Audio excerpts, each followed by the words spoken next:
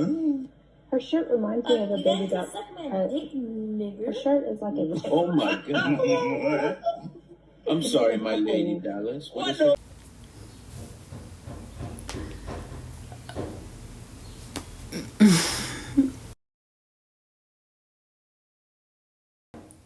Hey y'all, welcome back to my channel.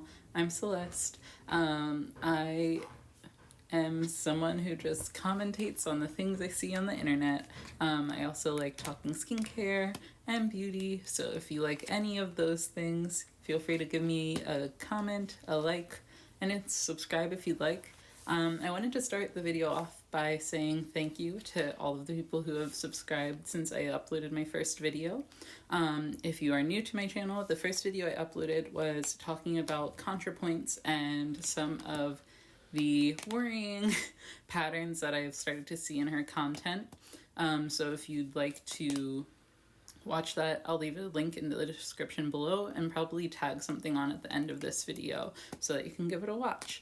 Yeah, thank you guys so much for those who have watched my video before. I'm almost at 1,000 views. I think I just hit over 800 views on that video, so I really appreciate you guys doing that.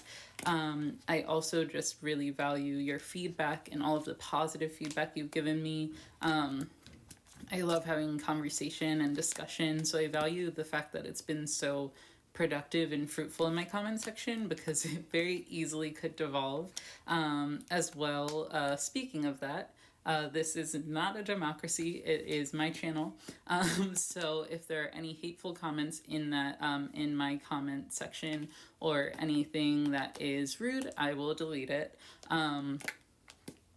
It's my channel. I will do what I please. But if you do have some opinions, feedback, please let me know. I'm always willing to take that into account. That was actually one thing that, like, even the criticisms of like film rate, of sound quality, I've taken them all into account and I'm doing my best to improve. I am just starting, so know that I'm filming on my iPad, and I don't have an external mic yet, so I'm working on that, and I'm gonna be working on things, so if you guys do want to help me gain those things so I can produce some higher quality content, I value it, but it's also not necessary. I'm working to build those things for myself, but with your support, including just liking and commenting, that's a big help. But yeah, let's get into talking about this awful situation. So if you're unaware of who Doja Cat is, she gained probably her most notoriety from her first video, which was Bitch I'm a Cow. Specifically, the song title is Moo, but most people know the chorus. From there, she kind of started to gain more notoriety because her music, admittedly, is very good. I actually really enjoyed Hot Pink as an album. And I can admit that music is music, and there's good music even made by shitty artists. So I think the thing that actually, so it's notable that I did enjoy Doja Cat, but then when news came out about her using homophobic slurs, I was very, very hesitant. As a trans woman, I have a really interesting relationship with the F word. I'm not going to say it because I'm trying my best to not curse and use any kind of slurs on this channel. But I'm a grown woman. It's going to be that way. My content isn't made for children, so we're going to work with it. But she got called out for using the F word pretty quickly after Moo started gaining traction. And at first I was actually pretty critical of her, but I later learned that she is bi. And as a woman who is bi, and specifically a trans woman who is bi, there is a lot of nuance because like anti-gay slurs aren't just thrown at gay men. Like I've been called the F word before. A lot of women have experienced like anti-gay slurs, so the reclamation of them is very, very nuanced, and I think for women there's not a whole lot of oppressive power that can be held over men. But with Doja Cat, there is a lot more worrying behavior that kind of feeds into the concern around that language. She has a song called Didn't Do Nuffin, which is a racial epithet that was created on 4chan for Black people who were victims of police brutality, specifically mothers of victims of police brutality, saying that they didn't do anything wrong.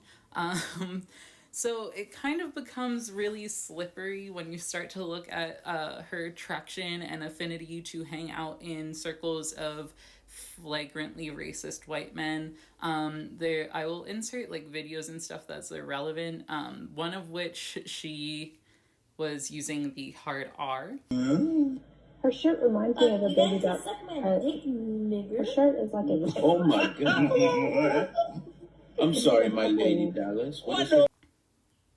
Yeah, there also is earlier work by her that seems to lean into making fun of police brutality. How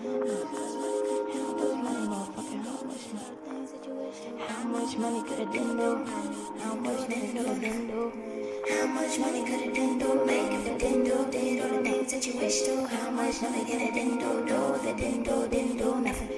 How much money could a dindo make if a dindo did all the things that you wish to? I'm a degenerate.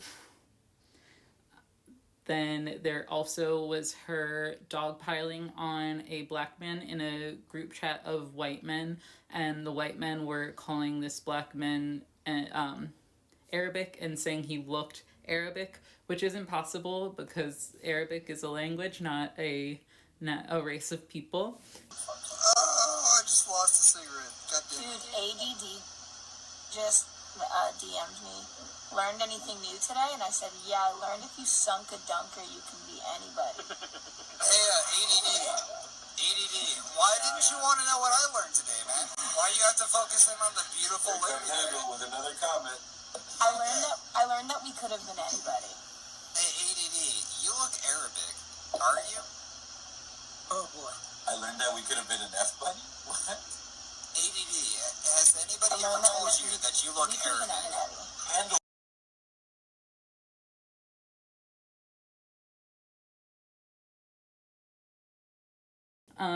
I'm also going to grab my phone and pull up some tweets that I saw.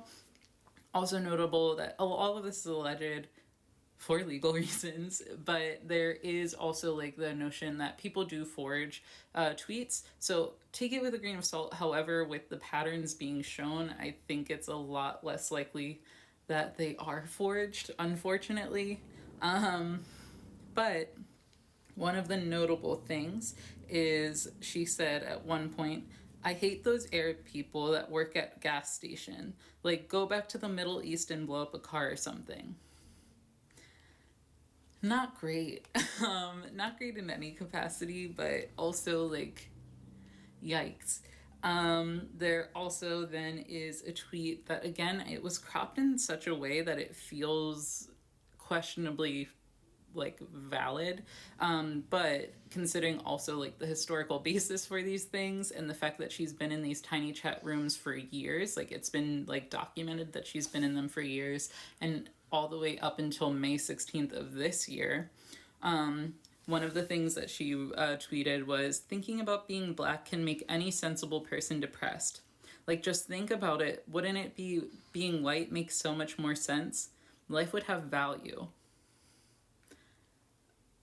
So your life doesn't have value due to you being biracial? It doesn't track for me. I think that Black lives are indeterminately valuable. I think that we as a community have so much depth of culture, provably by her music as well. She's producing rap, which is a Black curated and created genre. So this kind of idea that like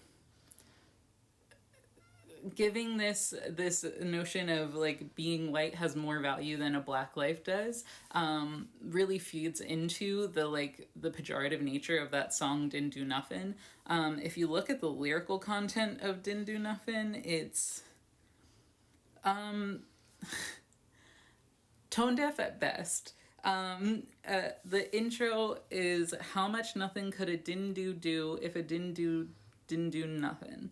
How much money could a dindu make if it did all the things that you wish to? For me, it doesn't sit right in my spirit.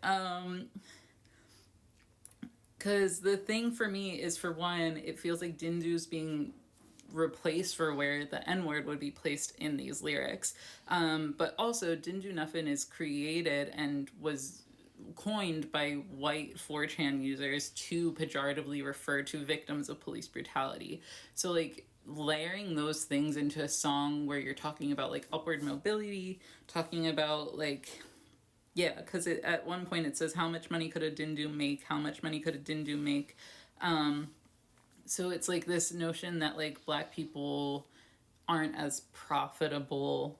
At least this is, like, my interpretation. You can tell me I'm wrong in the comments. I don't think I am, but, and especially considering the context of all of this, I really don't think it is as defensible as possible.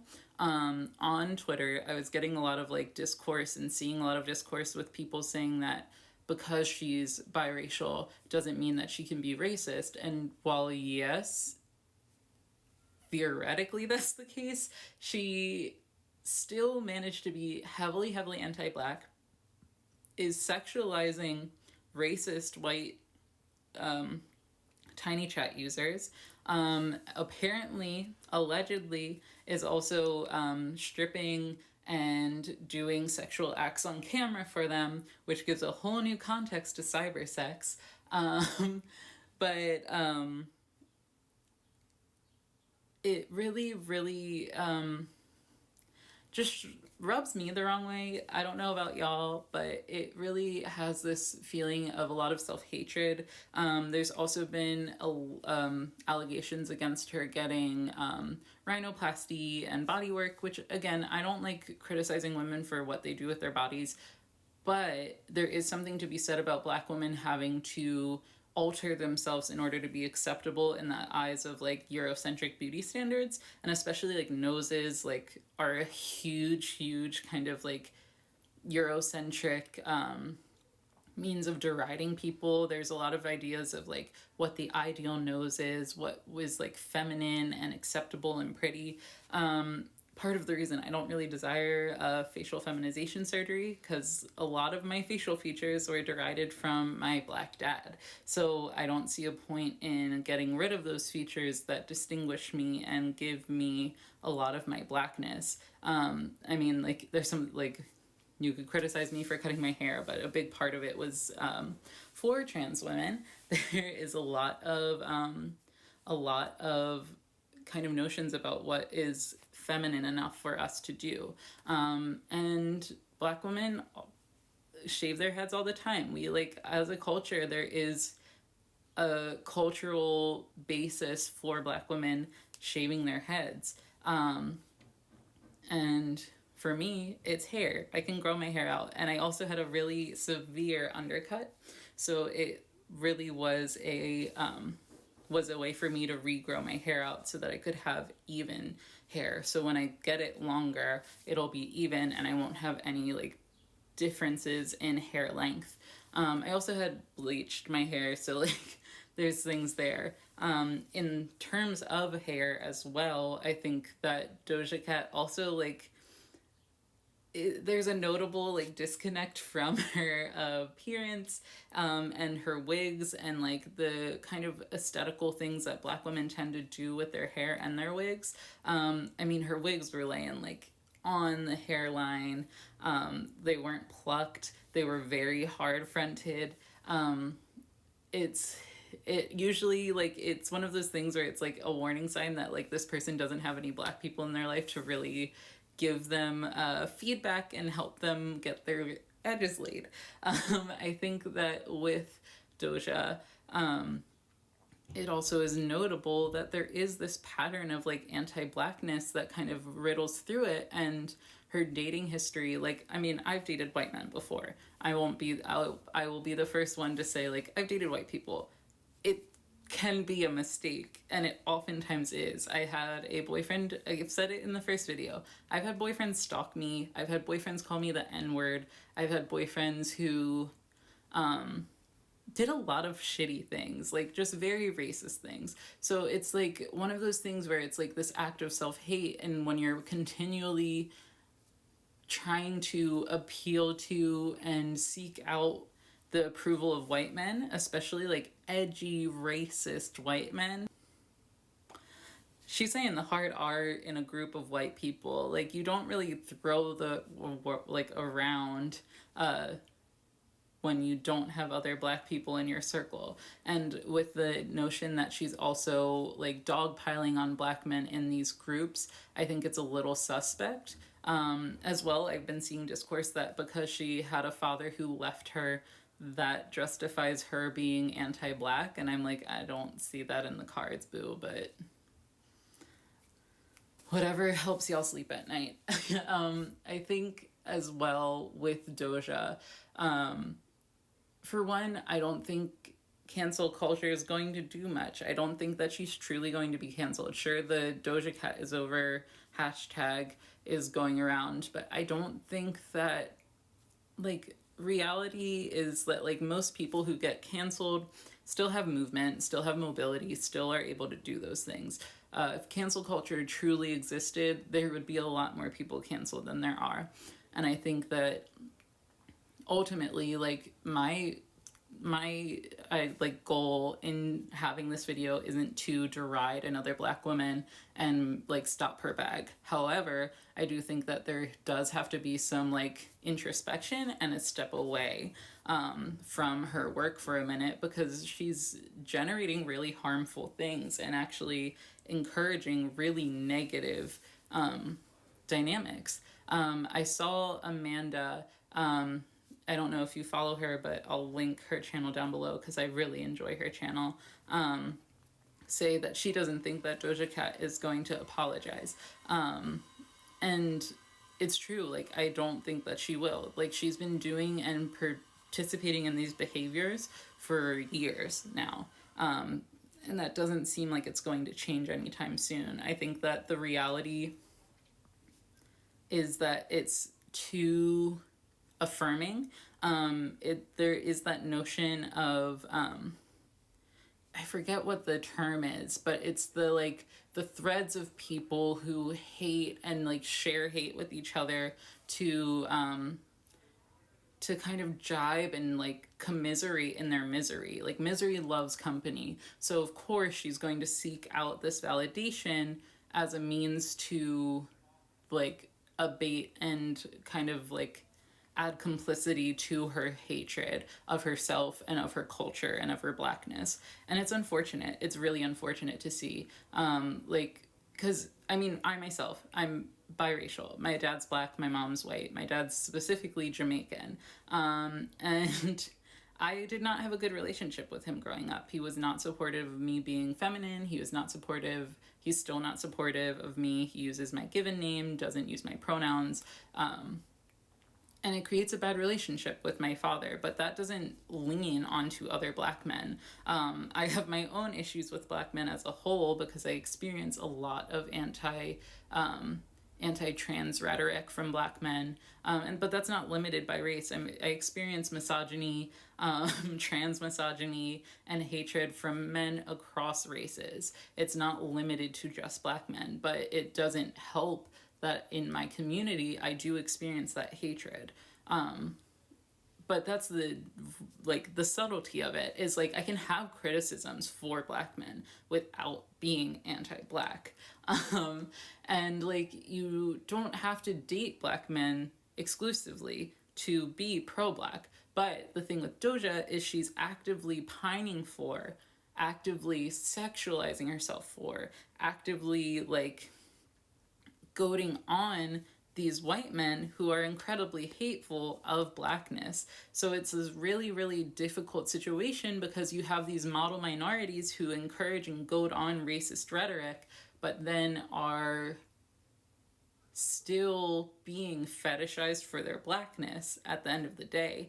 They're a disposable means to, like, give things to other groups that hate black people. I think it's really notable that she is like participating in this anti-Blackness because it affirms her in a sense, but at the end of the day, after she provides that short time of like gratification, that short time of sexuality, she's a disposable Black woman. Those men don't care about her as a Black person. They just see a sexual object that they can fetishize and then dispose of.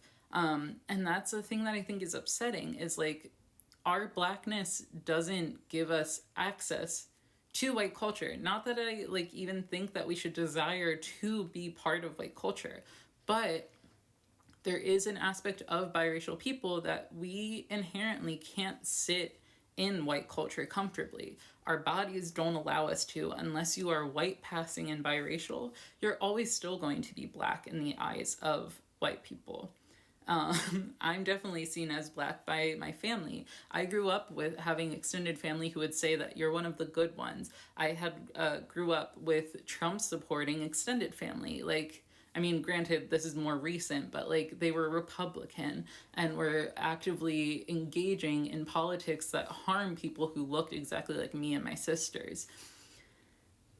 It doesn't sit right with me, and it doesn't really like, the excuses don't sit and they don't rest and they don't actually hold water. I think that it's one of those things where we have to start being critical of people who actively disengage with their Blackness, loathe their Blackness, don't identify with their Blackness, but then are trying to profiteer on the imagery, the